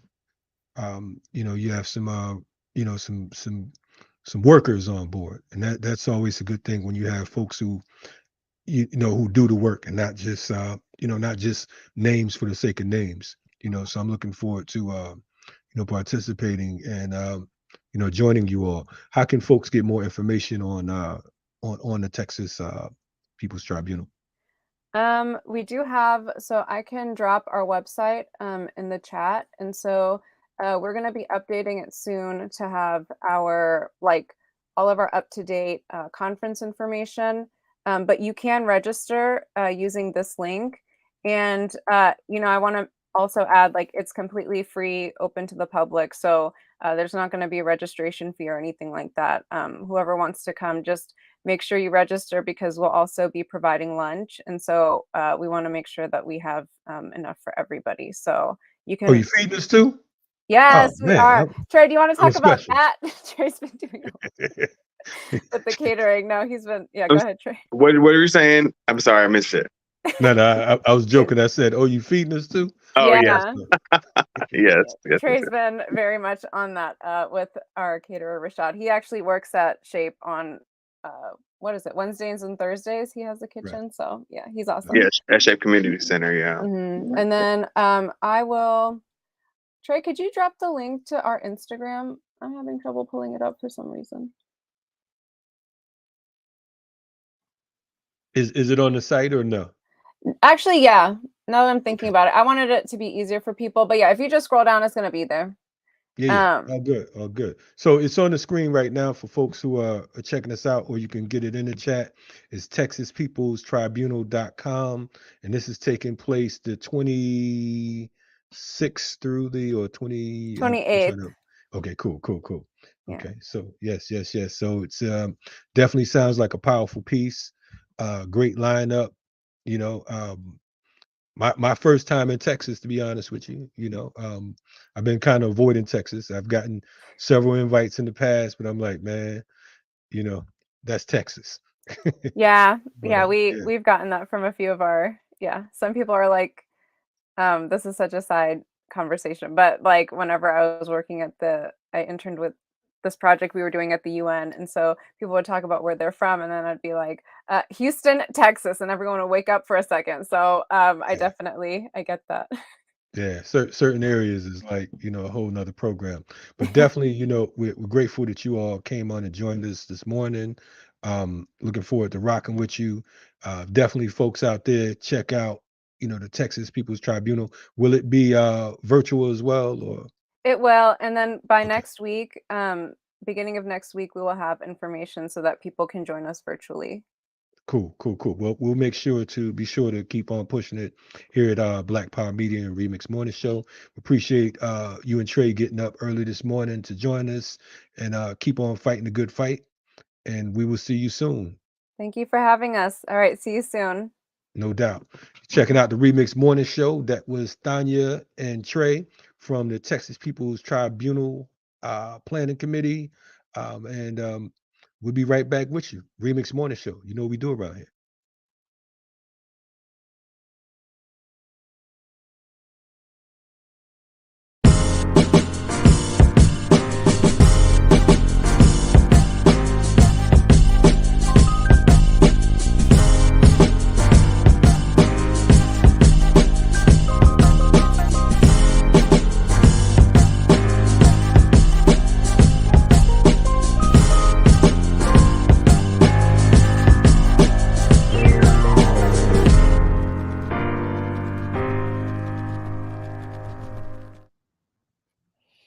Good stuff. Good stuff. Thank you.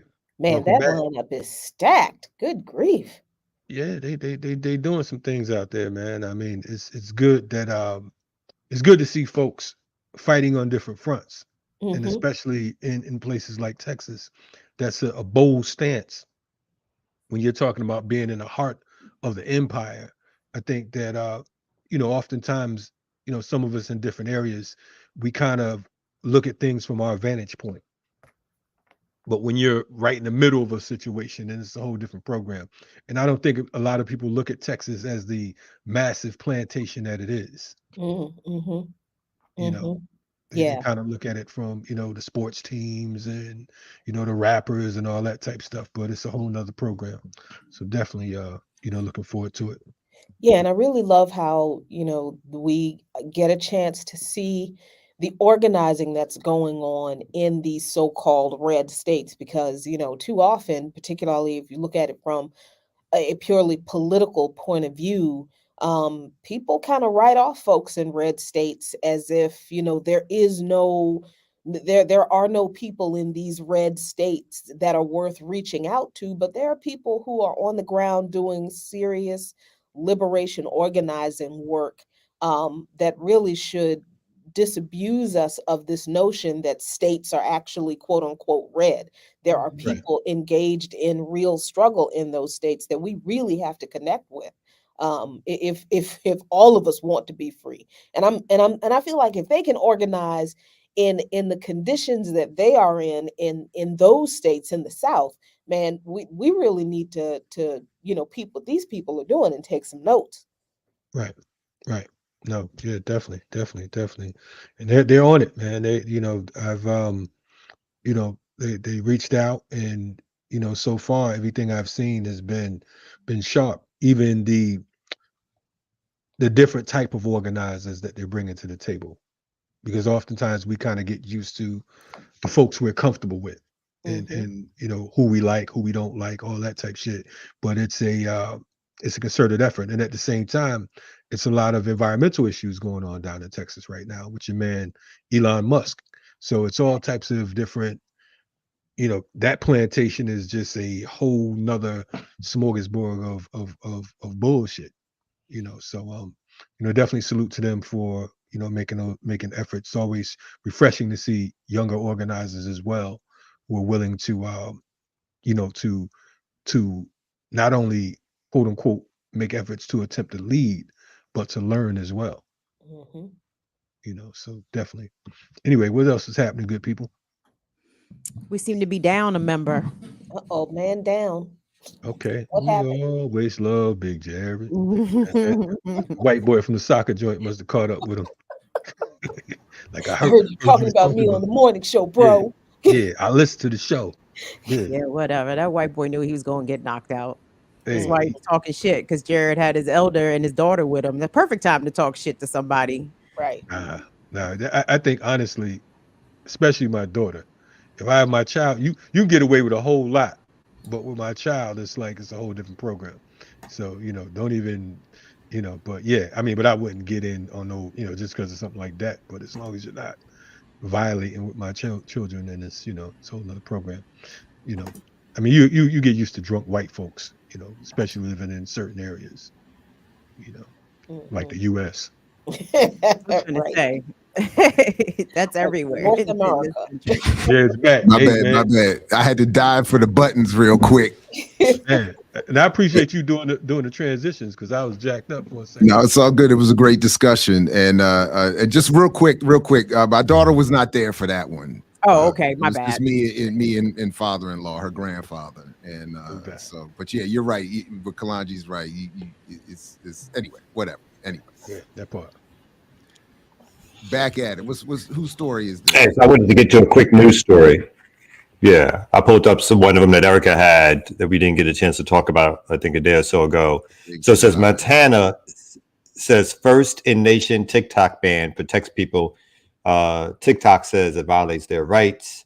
So the story basically is that Montana has become the first state in the U.S. to enact a complete ban on TikTok on Wednesday, with Republican Governor Greg Gianforte signed a measure that's more sweeping than any other state's attempt to curtail the social media app, which is owned by a Chinese tech company. The measure is scheduled to take effect on January 1st, 2024, is expected to be challenged legally and will serve as a testing ground for the TikTok free America that many national lawmakers have envisioned. Cybersecurity experts say it could be difficult to enforce the ban. It says today, a quote, today Montana takes the most decisive action of any state to protect Montanans, private data and sensitive personal information from being harvested by the Chinese Communist Party. The governor said in a statement. TikTok spokesperson Brooke Oberwetter, a very Chinese name, argued that the law infringes on people's First Amendment rights and is unlawful. She declined to say whether the company will file a lawsuit. They will. And so lastly, in the story, it says some lawmakers, the FBI and officials at other agencies are concerned the video sharing app owned by ByteDance could be used to allow, this is going to be the nefarious part, to allow the Chinese government to access information on U.S. citizens or push pro-Beijing misinformation that could influence the public. And so the propaganda game continues. And they really go, I mean, I don't know how TikTok has become the evildoer of I don't know, Eastern influence into the minds of American kids, where all these other tech companies, including YouTube, including Twitter, Facebook, Instagram, all the rest of them, collect the same damn data that everybody else collects, so that they can use it to sell out information, to spy on us, to give it to the government. But I guess it's okay if it's an American company that spies on Americans. You just can't let the dreaded Chinese spy on us. Kamau, these white folks stole, colonized, and enslaved fair and square. They can't now have the Asians coming over here and reaping the rewards of all that colonial theft and exploitation. The white folks have earned the right to put massive surveillance and employ their full spectrum dominance. And I will not tolerate you and others sitting around here talking trash. Get the commie Chinese out of here and let the good Americans do their business unfettered. So this story, this law is interesting because how they plan to enforce this law. So individual users in Montana would not be penalized. Instead, the app or the app stores that make TikTok available in Montana would face an infraction fine of $10,000 for every instance. I imagine that if you are investment minded, you might want to start investing in these VPNs, because as these states do these, individual piecemeal laws banning porn in Utah, and now TikTok being banned in Montana, people obviously are going to find and do workarounds to still get access to this app. I think this is going to be a very difficult law to enforce, but it's definitely given us an indication about what they really want to do with TikTok. And I think that banning TikTok would be something so culturally abhorrent to people under a certain age group that they would be upset about that shit. And I want to credit TikTok, if I could, for a second, because TikTok, Jackie, I don't know if you've seen these commercials, and I don't even know if these commercials are running nationally, but locally in DC, there are TikTok commercials being ran by, featuring users. Hi, my name is Scott, and I broadcast information on my TikTok channel to military veterans about how they can access resources. And if my TikTok platform is taken away, it's going to hurt so many people. Like, I mean, they're running a pretty little sophisticated campaign here in the DC area, I know, to target lawmakers on Capitol Hill. So anyway, it's interesting to see this entire thing play out. I just want to remember we showed the heat map last week of the VPNs of everybody buying up VP in Utah. Like it was like all of Utah was like we getting a VPN to get that porn. This just when I think American politicians can't be more stupid, they're always just like, hold my beer. And I'm just like, of all the dumb things, you could be using your power to legislate against. Banning a social media app is just like, and the fact that just because clearly these people are operating on a level of xenophobia and xenophobia, particularly anti-Chinese bias, anti-Asian bias, that is just the fact that they can't differentiate or refuse to differentiate. Well, they can't differentiate between a private company that is based in China and the Chinese Communist Party. Just two completely one does not. Just because a company is based in China does not mean the Chinese Communist Party has a stake in it. And even if they do, so what? So what? So as you all have pointed out, YouTube collects as much or more data from people. Facebook, Twitter, same thing. All the social media platforms collect all of our data, not just social media platforms, but most apps. We talked about those period tracking apps. Mm-hmm. These people these are the same politicians who want to give the police the power to request data from period tracking apps to criminalize women for getting abortion care. But they're going to ban some TikTok because of China. How come Apple doesn't get this same smoke? Aren't iPhones manufactured in China? Yes. But owned by Americans. But I mean, and then it's okay. On our behinds in our homes, it's manufactured somewhere. The Chinese just do the slave labor for Apple. They're not owning the data that TikTok's corporate owners are.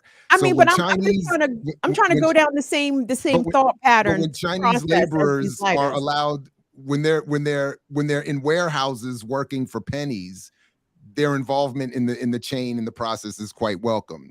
When they're owning, the American flags what's to stop the Chinese government from implanting some sort of tracking microchip or whatever into the iPhones as they're being manufactured and sent to America? Nobody's worried about that because the Chinese people are working for pennies a day. Ain't nobody worried. All these countries spy on each other.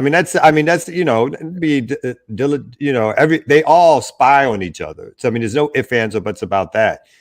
China spies on the United States. The United States is the biggest spy operating agency in the world in terms of spying and connections and putting bugs and all the rest of it. This has nothing to do obviously with the actual use of that, because the app, kids use. I know everybody uses this app now except for me, but kids, this is a social media app. So this basically, folks have already said it, is just another turn at making China the enemy. But when the biggest thing that they're upset about is that when Chinese labor is used to make corporate goods for U.S. companies, that's their place in the world economy. And that's where they're accepted. As soon as they decided that, you know what, we're not just going to do that, but we're going to start to challenge in the areas of tech, or we're going to have a more sophisticated economy. And then it's like, oh no, what are you doing? How dare you? That's not your role in the world economy. How dare you try to do something different or more and take those profits and put them back into societal needs at times? It's like, that's just not allowed. Like, you're getting too big for yourself. And so we're going to have to think of ways to bring you down. And part of that is isolating China and then doing very stupid things like this. Things that just on its face, it seems laughable. But, you know, other part of this story is that they reported it so seriously. Like this was a real thing that we should be concerned about. It's like the alarm. Yeah, it's like, I don't understand. But you know, it's crazy because to your point, these racist capitalist bastards have no problem with the Chinese restaurants being in these different communities all over the US because it's a service. You know what I mean? And they're always cool with eating the food of people, you know, embracing the quote unquote cultures and all that type stuff. But when you're talking about collecting data, I mean, it's like, come on, man. It's like, you know, how much data is needed to collect nowadays? You have cameras every damn where. You have satellites everywhere. You have phones. Every damn body is tracking themselves. We all have cell phones. We all have laptops. You know what I mean? So it's just a ridiculous thing. But like you said, it's like, you know, you're gonna piss off the young folks now because they can't do their TikTok dances and shit like that. It was all good till the adults came messing with TikTok. Everything was cool. All the kids was doing their thing. Now they got to move on to another app. All those white girls appropriating dances are gonna be Yeah. upset. Elijah. You know what I'm saying? I mean, it's gonna be a very stark lesson, I think, for younger Americans in censorship and repression of speech, right? The mythology that they have been conditioned to understand that America's freedom of speech, freedom of ideas. Once this app gets censored, gets banned from the US, these kids are going to get a wake-up call about the kind of country that they actually live in. But I really think that the data collection piece that these elected officials are trying to assert, I mean, to me, that's the red herring, because TikTok is eating the rest of these social media apps for lunch, okay? TikTok has more users than Twitter, and we've seen like Facebook, Google, Amazon, all these people do layoffs. And TikTok is being very successful out here. So I think that the social media, the big tech lobby, has paid their lobbying bill to Congress because their competition is eating that ass. So they want to get the competition banned. What a perfect way to eliminate your biggest competitor in the market is to lobby your elected officials to get it banned under the guise of safety of data protection and blah blah blah. And they're all good if they sell TikTok to an American company. Like, so part of the pressure tactic is to try to get the Chinese company to sell its interest to an American company. So then they can collect data any way they want to. Again, like as Jared said, as long as it's owned by an American company and those profits are coming, they don't care about how much time your kids spend on it. They don't care about what they're learning on it. They don't care about anything that's happening. But if the data is being collected by good old Americans for the exploitation and to sell you shit you don't need, to collect your data and sell it to other places for capitalist profit, then life is good again. And you know, let's look at what this really is about. It's data is a part of it. Forcing the Chinese company that owns TikTok to sell it to an American company, that's a part of it. But really, this is a part of the US government and the capitalist class being completely in collusion with the US government in drumming up anti-Chinese bias as a part of this information warfare against China, which is a part of the US plan to, in 5 years, be at war with China. That's what this is. This is not about TikTok. These politicians don't care about what goes on TikTok. They don't care what their kids, they honestly don't. They really believe that China must be subjected to the same kind of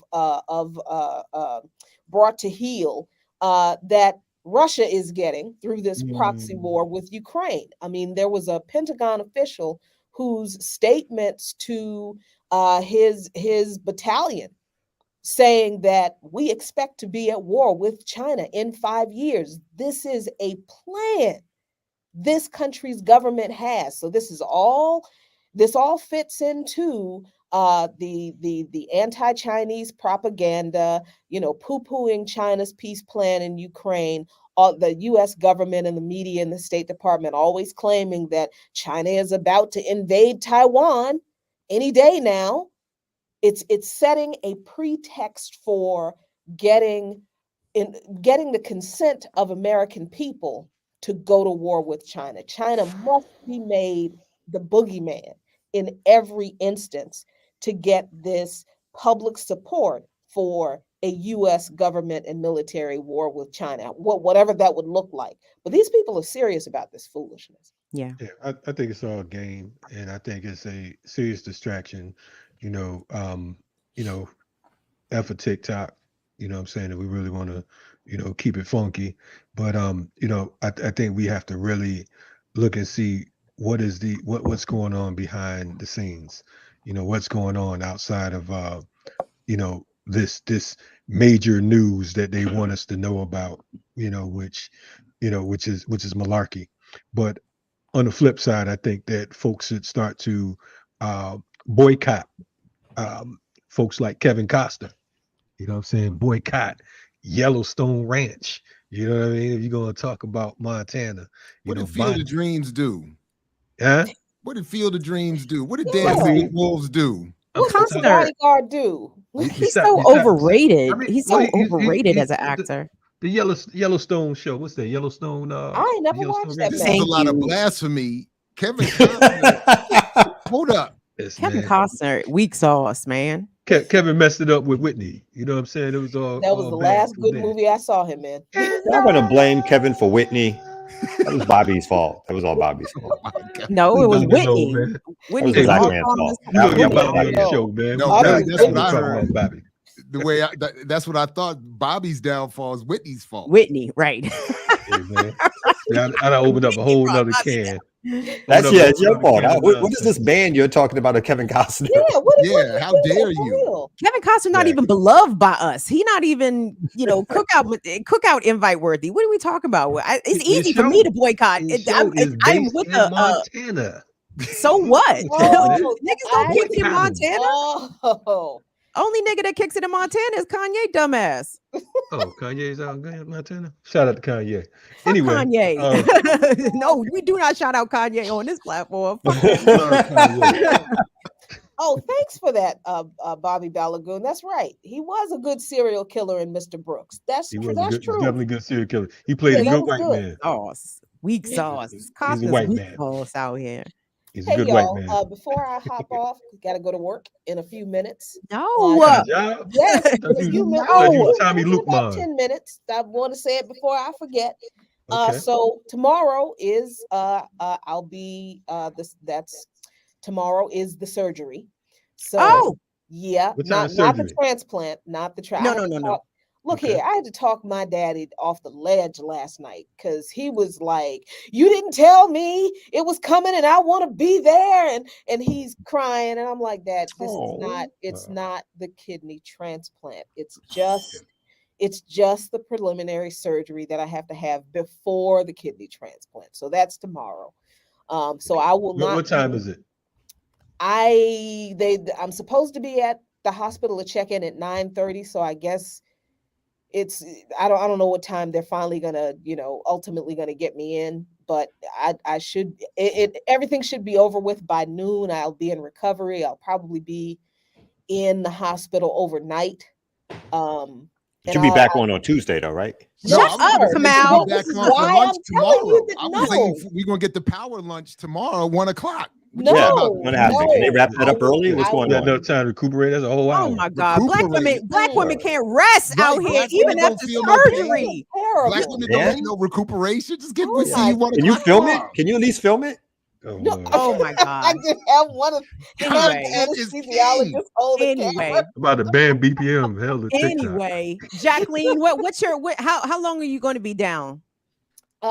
A few weeks, probably 3 weeks. So I will not be working at all, which is a very foreign thing for me. I don't know what I'm gonna do, but I'm not gonna be working at Rest. all. Will not be on by any Rest. means necessary. Will not Wait be a on minute. here. So For by a any means week. necessary, might need a co-host. Uh-oh. Yeah, Uh-oh. give Sean a call. Let's see. Oh man, see how that works. Hmm. Sean gonna be like, this is Sean Blackman, and Kamal will not be on here, regardless of who's not on here. Jacqueline, is there anything that the BPM community can do for you while you are resting and recuperating from this very major surgery? We about to raise some money. Just just thoughts, and if you pray, do that. If you pour out libations, do that. I want to do. whatever Can we you do more than thoughts and prayers? I mean, I appreciate you only asking for thoughts and prayers, but do you need anything else besides thoughts and prayers? Anything tangible, material? Like, I mean, this is no joke here, sis. I mean, you got somebody helping you when you get home? And that's the thing. Ricky, thank you. See, and see, this is the thing. I can't tell you what I need because I have no idea because I don't think I've been in this situation before. But I do know that I have friends who are going to come and hang out with me at least for a week, depending on how I feel. There's always going to be somebody at the house with me. Good. For at least a week until I feel, well enough to get up and walk around. I don't know, man. This is a weird position for me to be in. People ask me what do I need? I have no idea. So, We'll send Kamal the ear doctor up there for you for about a week. Yeah, can y'all That's not alternate? going to help I'll her move in. recuperate. I'll move in. Kamal's moving in. Oh, What, God. now, Jesus. what would your wife and kids think? They coming Thank too. you. What are you talking about? Everybody Thank coming. you. Keep him Happy you longer. Like, okay. He's got to keep them longer. That's right. They be like, it's got to be 2 months minimum. But really, I only brought that up just to let y'all know. Look, there's no People's Power Hour tomorrow. There probably won't be one. Well, there definitely won't be one next Friday. You won't see me on this platform or on By Any Means Necessary next week, and I'll probably be back somewhere, maybe the week after that. Maybe 2 weeks later, depending on how I feel. But we'll see how it goes. I'll be at Georgetown University Hospital, and.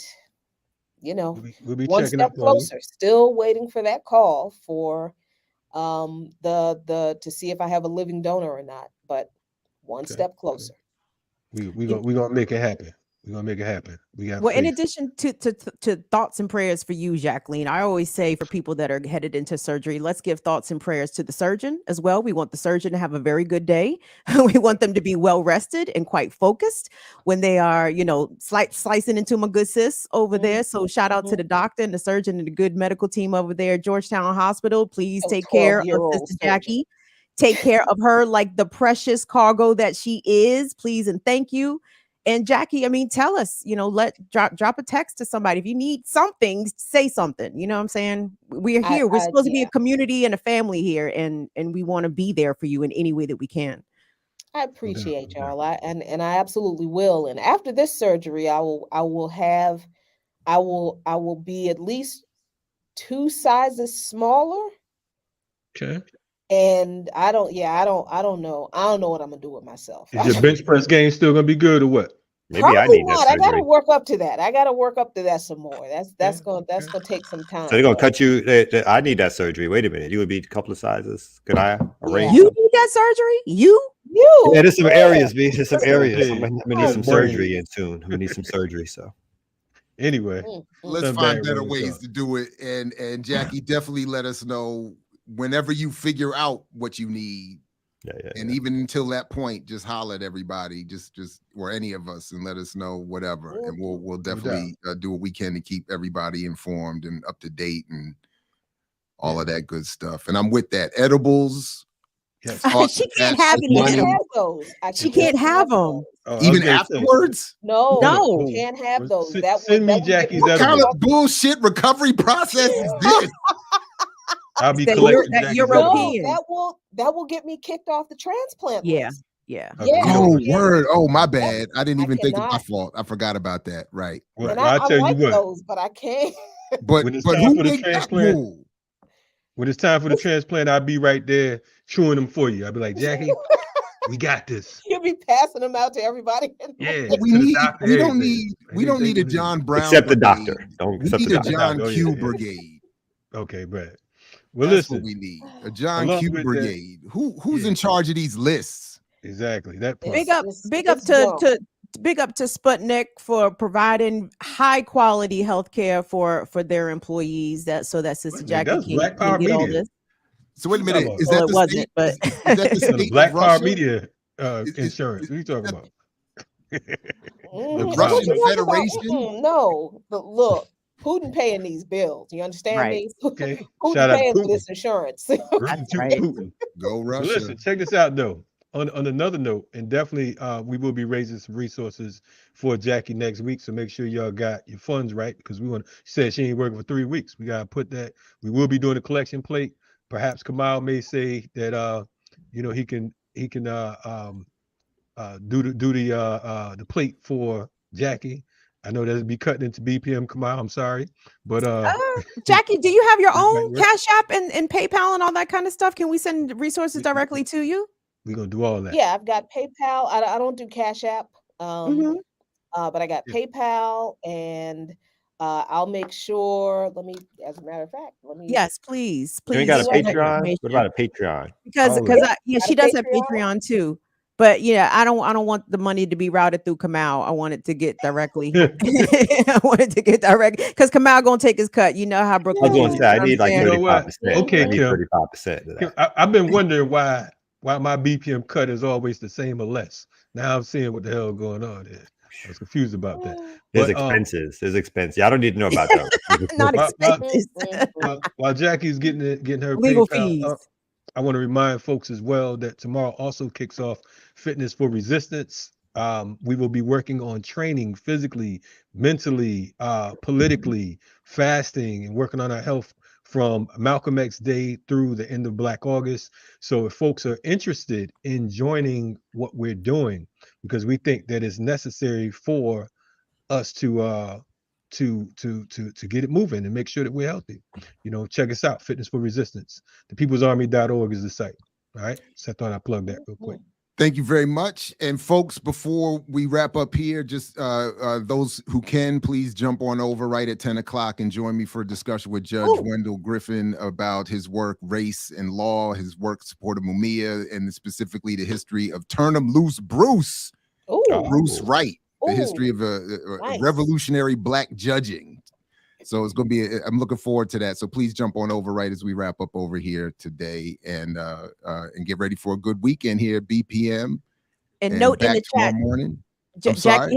Jackie has dropped her PayPal information in the chat. The link is there in the chat, so you guys can contribute resources and funds directly to Jackie, and Kamal don't have his fingerprints on it. So always Look important. at him. He plotting ways to get his cut anyway.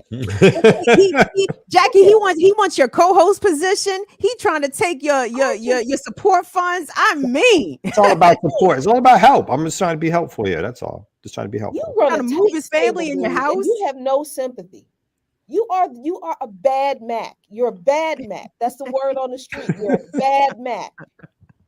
I know you're gonna be going for 3 weeks. You got somebody to take your place? I understand. What's happening here? Come on. That's not allowed. That's not First of all, allowed. she's irreplaceable. Let's be clear about that. There is no replacing Jackie Lukeman. Let's be clear. Let's be very clear. Now, there could be some substitutions, chat. That's all I'm keep talking it in about. the chat, especially y'all with very busy keyboard fingers. Cut them cameras on. You know what I'm saying? Let's go. Don't leave You know what I mean? don't leave my dudes hanging. Yeah, girl, let me Don't tell leave you. them unsupervised. Let me tell you the petulant way some of these people in the chat behave when Jackie's not here. let me tell you how some of these people show the fuck off when Jackie's not here. Cut your cameras on. Jackie ain't gonna be here. The announcement has been made. So y'all take them fingers off your keyboards, cut them cameras on. Let's fucking go. All right, we got to go because I got to go. And if I'm pushing the buttons, then it's on me. Peace, everybody. Be willing to fight for it. Catch you tomorrow morning. Jackie, stay safe. Much love. Stay in touch. We'll catch you next time as soon as possible. All love, power to the people, free them all that good stuff. Let's get it. Catch you next time. See you over there in our discussion with Judge Wendell Griffin in a second. Peace, everybody. Thank you.